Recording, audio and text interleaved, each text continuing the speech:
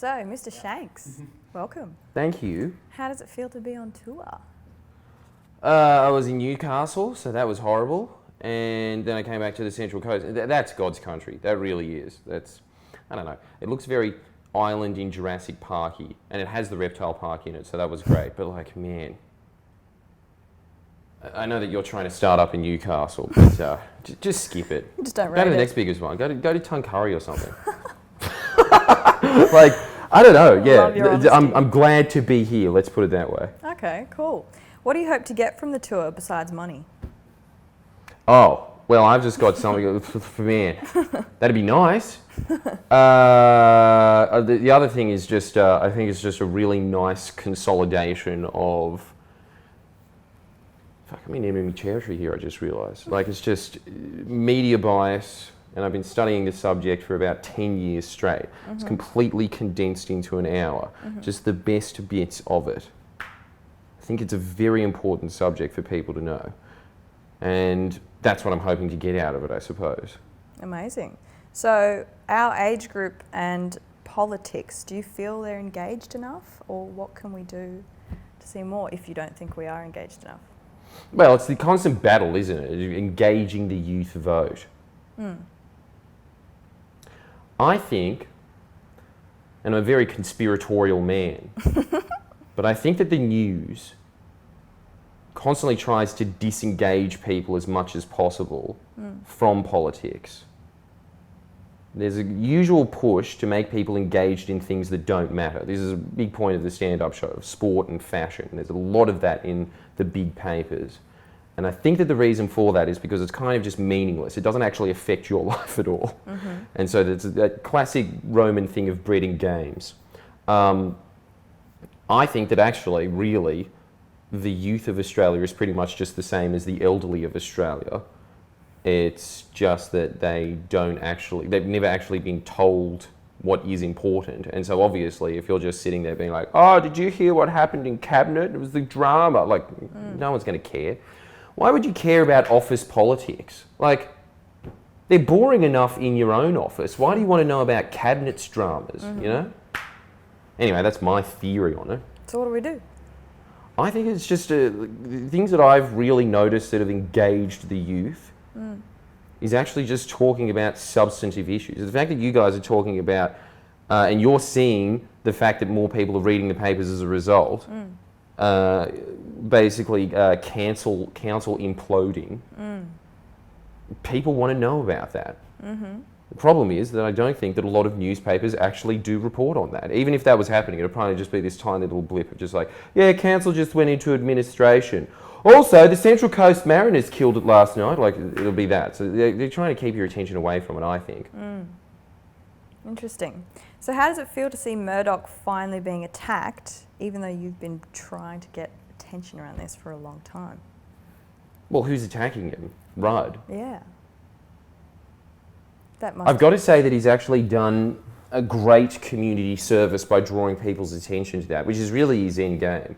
All he's trying to say is that Murdoch controls the press, and I think that that's something, because it's also something that I didn't know until I started reading the history of media bias, but the average person was more media literate when they were less literate. Like in the 20s, people understood that's a bank-run paper, that's a casino-run paper, and then somehow they started being able to flip the script and make themselves being like, giving themselves this image of just being like the guardians of democracy or whatever. And I think that that's seeped in, and Kevin Rudd is drawing attention back to the thing of, no, it's controlled by one billionaire that doesn't live here. And he has a global empire. And I think that the average person is not aware of that. So it's a good thing. So it makes you feel good? It makes me feel good. Yeah, okay. Amazing. It needed just that, didn't it? A really concise answer of 3 words. Sorry. No, it's brilliant. I love it. That's what we're here for. Friendly Jordies rants, you know. You're an advocate for free speech, obviously. Do you have anything to say about Julian Assange? I don't know that much about him. I just, sometimes I mistake him for Kevin Rudd. That's about it. But I've got like, all I know about him is that he has allowed a lot of classified leaks to come out. And that he was arrested without committing any crimes. Yes. Yeah, like this will shock you, but I am opposed to that. That's all I've got. Like, it's just, again, I'm just so focused pretty much on what's happening in New South Wales, and he doesn't live here, so I don't know. Because you did touch on him on your self-help channel, which I thought was interesting. Yeah, that's true. And you kind of turned it into people finding their why, which was interesting. By the way, were you drunk in that video? Probably. No, look, no, but when I am just thinking free thought, yes, I sound very coked up. No, you don't. Don't I? You sound drunk as. Okay, well, there we go. Okay. I don't drink much. Okay. Interesting. Except for when I'm forced to, when you're in Newcastle, because there's just all these oafs just being like, can you get, like, funneling it into you. Yeah, interesting. But I didn't do that in Newcastle, so I wasn't drunk. Yes. Okay. So, you used to be a model. Yeah. Correct? Yeah, I was. Can you give us your best pose? Hang on, let me just remember this. This was my blue steel. Can't remember, hang on.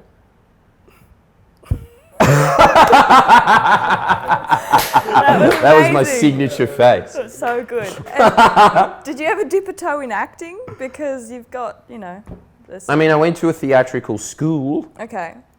But I was never that interested in theatre. But I did do, I knew a lot of acting techniques, and I will say this for any upcoming comics. Miss Love is a good example of that. If you want to be a comedian, don't just be a comedian. You should get some kind of grounding in either music, dance, or theatre, because it adds another dimension of just basic performing arts that you see a lot of comedians today, they just don't have it.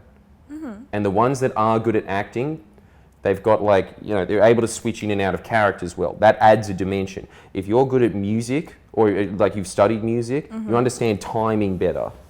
That's cool. One of those things. Dance, same thing, really good with body language. Yeah, that's interesting. Should do one of those. How the hell did you get into politics from modelling then? Damn. That's a good question. It's a jump. It is. It's a jump. Maybe people Because, could blend modelling modelling and politics. That's and it kind of did work. Down the catwalk. Dun, dun, dun, dun. It's like free speech, free speech, free speech. I think, didn't Lady Gaga try and do something like that? I don't know. I wouldn't be surprised. It's very up her alley, isn't it? No,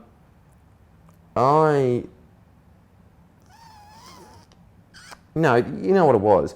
I was interested in politics before that. I just got discovered on a train. And so that was just a detour of my life. And then I just got back into it. And when you're a male model, you don't earn much money until you get into that silver fox streak of your 40s to your 50s and you're in a lot of Jeep Grand Cherokee ads with turtlenecks, But until you look really cool smoking a cigarette, you're not going to get money. So you were scraping by. I was scraping by. You as a young man until Did you feel until you exploited? get a peppered beard. Did you feel exploited? Is this where we're going? Is that where we're going here? Okay, next question. I felt. Look, you know what it was? It was making as much as I would have in McDonald's, but I went on a lot of super yachts. I think that's better than working at McDonald's. Yeah. Yeah. True. All right. Do you feel connected to your Croatian ancestry? You said you're half, but do you feel it pulsing inside of you? No. Not at all. Well, actually, sometimes when I'm with Miss Love, I kind of get it. It's just like, wow, yes, we do like shellfish a little bit more than the average person. But that's pretty much it. Yeah. I don't have that much of a connection to it. None. I don't know any words in it. But a parent is like mum, dad? Yeah, mum's Croatian. Okay. And so you don't speak the language? No. Yeah. And her grandma didn't speak Croatian. And the pathetic thing is mum tries to speak Croatian. Oh, okay. And you can just see anyone that speaks Croatian just going like, she doesn't know it. What's she saying? Okay. I don't know what she's trying to say because I don't know any words, but you can tell that it's embarrassing. She shouldn't be doing it. You must be able to say, hi, my name is. No. No, not even a swear word. Dobra, is that a word? Is it? Half a word? Kind of. Okay, brilliant. Yeah. Brilliant. Self-help channel. What's the best self-help people need to do right now, and how can we stop them from becoming too narcissistic with their self-help? Well, this is the interesting thing about self-help. I think that it does force you to be narcissistic in the right way for a long period of time, but you come out of that as a result a much better, well-rounded person, and then you're able to do more for the community because I think it makes you competent. That's what's really interesting. Again, I'm sorry to rag on Newcastle so much, but I was just at the pub and there was just all these drunkards coming up to me. And I just remember being like that when I was 19. But they're 35. Yeah, right. You know? And I think that the real difference was they just didn't have someone sitting there being like, you know, maybe you should read a book. Just little reminders like that throughout the day. It actually adds up after a while and you become efficient and self-sufficient enough to actually start contributing to the community, because the thing that happens is you start becoming a little bit bored with focusing on yourself so much. I think that the reason that most people are narcissistic in our generation is because they're kind of, it's exactly what boomers are always saying about us. It's so true. Just that thing of like everyone got a medal at school. Everyone was just taught that they're automatically special.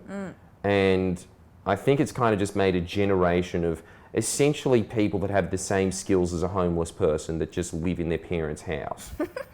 Don't you reckon? Like they just have nothing. They've got nothing going for them. And a lot of them just spent, it's so sad seeing like a 30-year-old man that spent his 20s, the prime of his life where he really should be accumulating skills, and he's sick at World of Warcraft.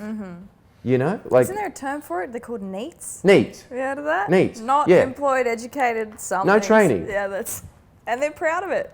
Like, look how neat. Look how neat I am. Yeah, it's strange. Yeah, that's like I truly think that self-help is the way out of it. It actually is very necessary for our generation to be taught basic things like you're not actually special. You actually have to accumulate a skill in life, and that skill has to be valuable to the community. Yeah. You can't just make pottery with your face on it and hope that people are going to buy it.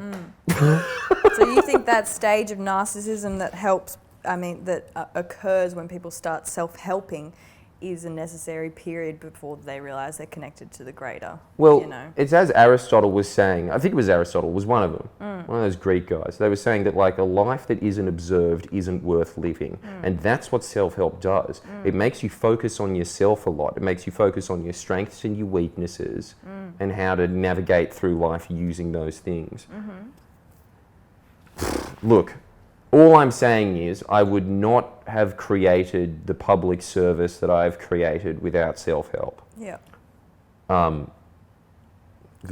Like the other day, I just spent 10 grand on a Tony Robbins business seminar. No. And yeah. You're doing that. I did it already. You've already done it. Yeah. You did it.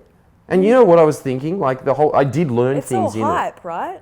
Well, this is the thing, right? Like, I read his books and just like stole his stuff. The reason that I got into self-help was I was walking through the library and I saw that book on the shelf, like on the table, and I was just like, snake oil salesman. And then I just opened it and it was like, it's a pretty good point, actually. As is that. Yeah, actually, this is pretty mad. You know, that's what happened. Yeah. And then I just realized, like, if I didn't open that book, I would not be in the position that I'm in today. So even if that guy rips me off for $10,000, like, I owe that man 10 grand, minimum.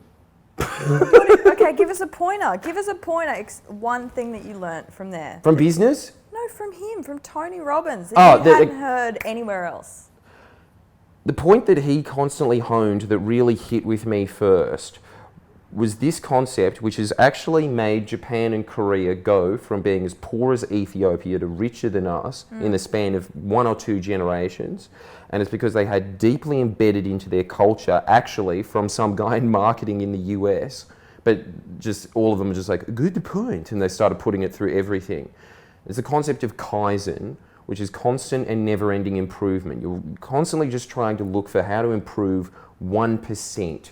You figure out like a couple of key areas that you should be repeating over and over and over again, just getting good at 3 tasks. You know, mine would have been writing, performing, and talking in front of a camera.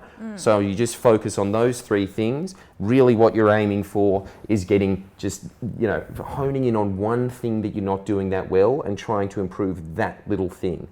Most people will never do that, and that is the difference between someone who goes up in life and doesn't. It really is just those tiny little improvements. And the point that he was using is that in a race, in a horse race, the winner, the horse that wins by like a nose width, earns 10 times as much as the horse that gets second.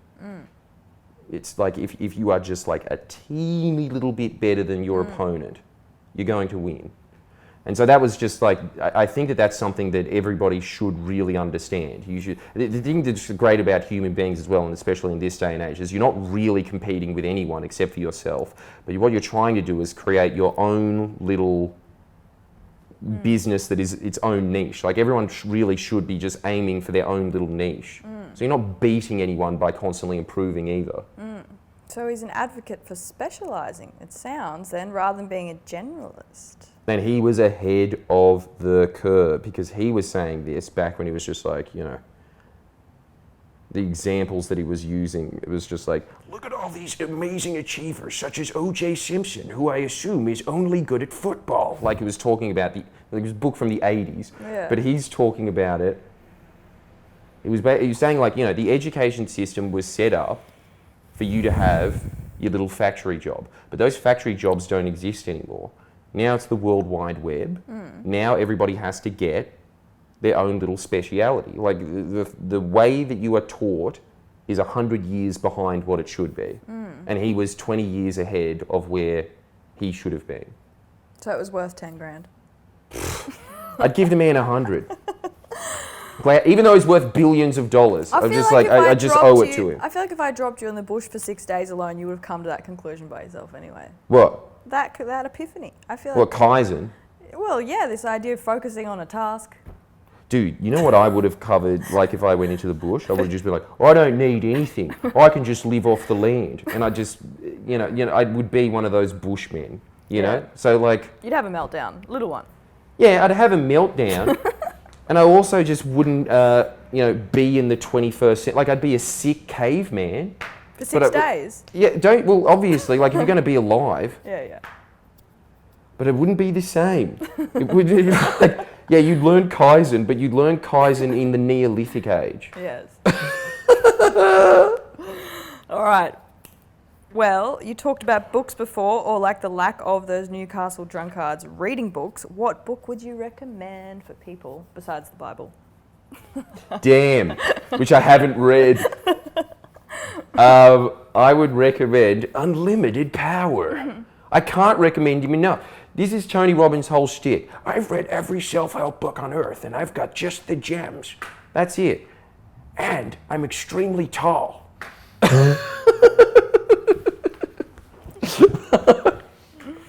That's the book you should read. Hands as well. Huge hands, big teeth, exceptionally white. So it's called Unlimited Power. It's Unlimited Power. That's the book you start with. All right.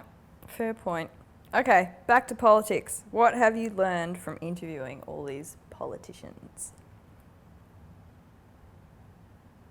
What have I learned? The thing is, pretty much I just go in there knowing exactly what their policy points are going to be and being like, yes, very good point. Dude, all I've learned from them is what they're like personally like in real life. That's the difference. You just get a better feeling of them on a personal level.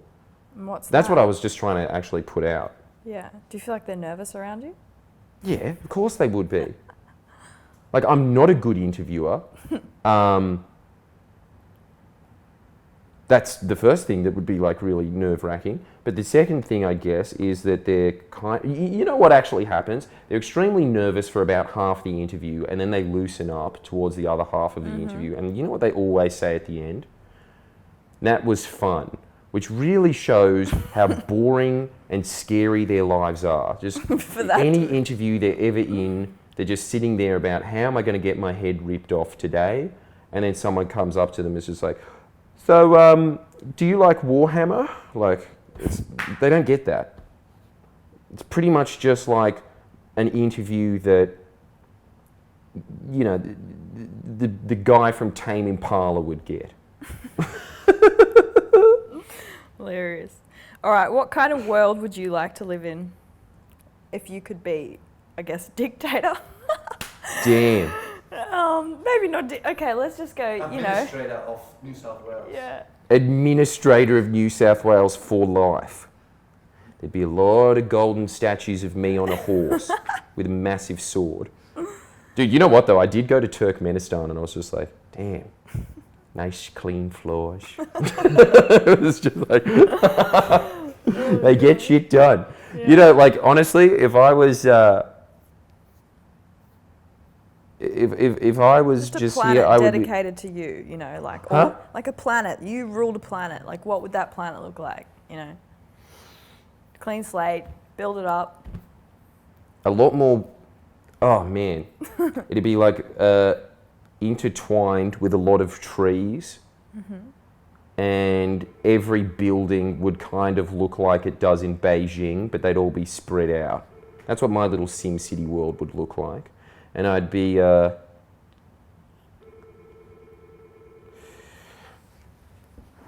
that's a really good question. Would we all have a universal income?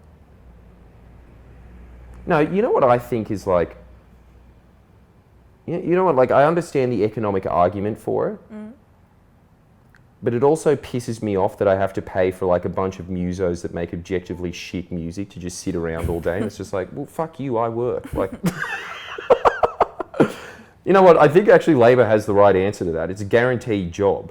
You can work if you want, but like, what is this? I get to sit around and like, it's again that thing that I don't like about our generation of just like, no, I'm sick of you being rewarded for existing. You have to contribute somehow. You know what I would actually do?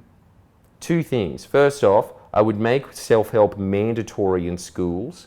And then, this is a crazy concept. I was saying that shit before. You were saying it before? I was saying that shit. We had this argument before. Instead of French. Yeah, exactly. I don't remember a word from that. Exactly. Yeah, I reckon that's what you do. You put in that, and then here's a crazy concept as well. I'd properly fund Gonski, and then that'd be it. Like, it's pretty much it. I'd just like make sure that schools were actually funded instead of being worse than Kazakhstan, which they currently are right now. And then, like, you know, one of the lessons would just be them wheeling out that huge 80s television that every public school still has, and then putting in the Tony Robbins infomercial of him just being like, do you want to get maximum results in life? And that'd be the school. Other than that, yeah, I don't know anything else, because I honestly think I'm too stupid to govern a country. It's just that when I look back in the 80s and look at what Labor did when it was in for a 10-year period, I was like, wow, that really did set us up for the next 30 years. And ever since then, we've just been living off the fat of that, and nothing's really happened in that last 30 years. It's the same thing that happened in the US. You can see that kind of like construction stopped in the 50s. In Pakistan, it stopped in the 70s. Like, you can see when the public stopped getting invested in. It's very obvious. Society just stops. It's very different when you go to China, for instance, right? Constant reinvestment into society. That's why they can build a skyscraper in 6 days. It's because there's public investment. That's what kept us out of recession right up until 6 months ago. You know, for the last 10 years, it was just Labor putting money into public infrastructure, and then the libs were just like, I don't know what to spend it on. They just haven't spent anything. Interesting. Yeah. So People's Republic for Australia, potentially. Huh? People's Republic for Australia? Yeah. Yeah, I like that idea. Yeah. I do like big statues. I do like huge statues of leaders. I think it's mad. All All hail. Yeah. So Golden. why are you so driven? What's your why? You know what it started out as? It's just because I think that someone needs to do it. That's pretty much it. I would much rather sit around all day commenting on maths, RBT, Border Patrol. I'd much rather just sit there and make jokes in between that. It's much easier, it's much more fun. It's just that every time I just see one of these stories, I just think, fucking hell, like, no one's reporting on the special extinction. No one. Maybe someone should. That's it. Like, otherwise, Do you just feel like you have a duty? I just have a duty. Like, I don't want to be doing it. That's interesting. But, That's you know, like, So you're, like, dude, it's like, possessed. what the hell is this 1,000 species going extinct? And it's just like paving a way there. Yeah, I don't know. That's it. pretty cool. I think we went to ask about Young. Oh, Carl Jung. Oh, that's right. I did have this question. I kind of skipped it though. Speaking of old dudes, as you said, in regards to Carl Jung archetypes, where do you think you're at? Which archetype do you land in? Oh man, can you remind me of them? I can't even remember now. I wrote What them are down they? because I knew you wouldn't know. Anyway, Knight. artist, Artist. ruler, caregiver, jester, lover, explorer, magician, hero, innocent, or outlaw. Yeah, see, they're too fast. I can't remember. Like, you know what? I've got to go back and. That's my entire life. I really like doing that, of just being like, oh, what's this psychobabble way of just labeling everyone? Like, I love doing those things. So I've got to go back. So I don't know. You're the jester for sure. Well, what's that one?